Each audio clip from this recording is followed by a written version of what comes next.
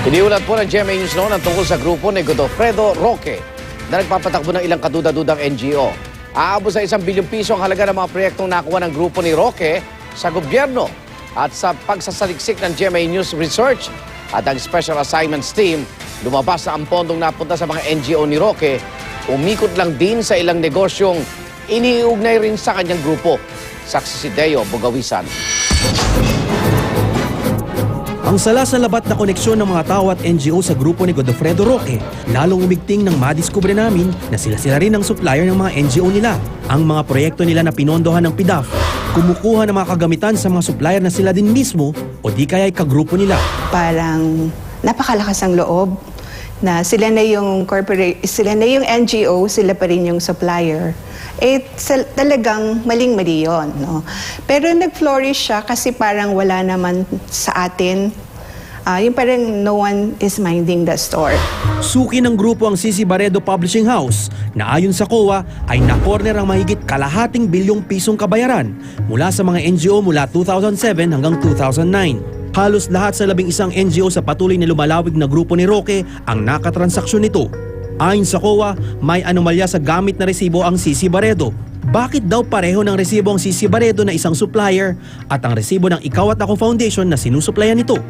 Natuklasan namin ang opisina ng CC Barredo Publishing House na nasa Stanpeco Building sa Quezon City ay siya ring address ng 2 pang NGO na kabilang sa grupo ni Godofredo Roque. Ang 2 NGO na ito, sinusuplayan din ng CC Barredo. Ilang ulit naming pinuntahan ang opisina ng CC Barredo para hinga ng pahayag ang kanilang mga opisyal pero walang humarap sa amin. Kamakailan, hiniling ni Senador Francis Escudero na isama ang mga opisyal ng CC Barredo Publishing House sa mga ipapatawag sa hearing ng Senado kaugnay ng pork barrel scam.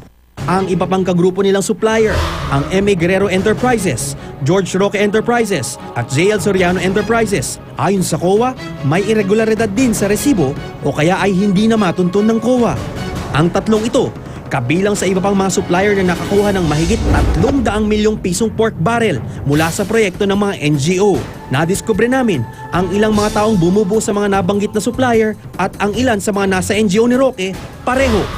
Si Godofredo Roque mismo na incorporator o opisyal ng 5 NGO ay chairman ng George Roque Enterprises na supplier ng kanya mismong NGO. Sa aming patuloy na pag-iimbestiga, natuklasan namin ang ML Antonio Enterprises. Ito ang supplier ng 4 na milyong pisong livelihood materials ng Gabay at Pag-asa ng Masa Foundation Incorporated o GPMFI sa Virac, Catanduanes noong nakaraang taon. Base sa aming pag-aaral, ang GPMFI ay kabilang sa grupo ni Roque. Nag-supply din ng ML Antonio Enterprises ng booklet para sa proyekto ng Kaagapay Magpakailanman Foundation na kagrupo din ni Roque. Ang presidente ng ML Antonio Enterprises ay si Marilu Antonio, na opisyal naman ng 6 na NGO ng grupo ni Roque. Lumalabas na nag-supply si Antonio sa sarili niyang NGO.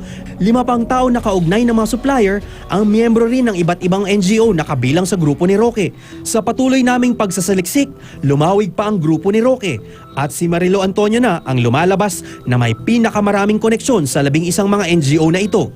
Kinontak namin lahat ng miyembro ng grupo ni Roque pati na mga supplier na binanggit namin sa aming mga ulat pero walang nagpaunlak ng panayam. Patuloy naming hinihintay ang kanilang pahayag.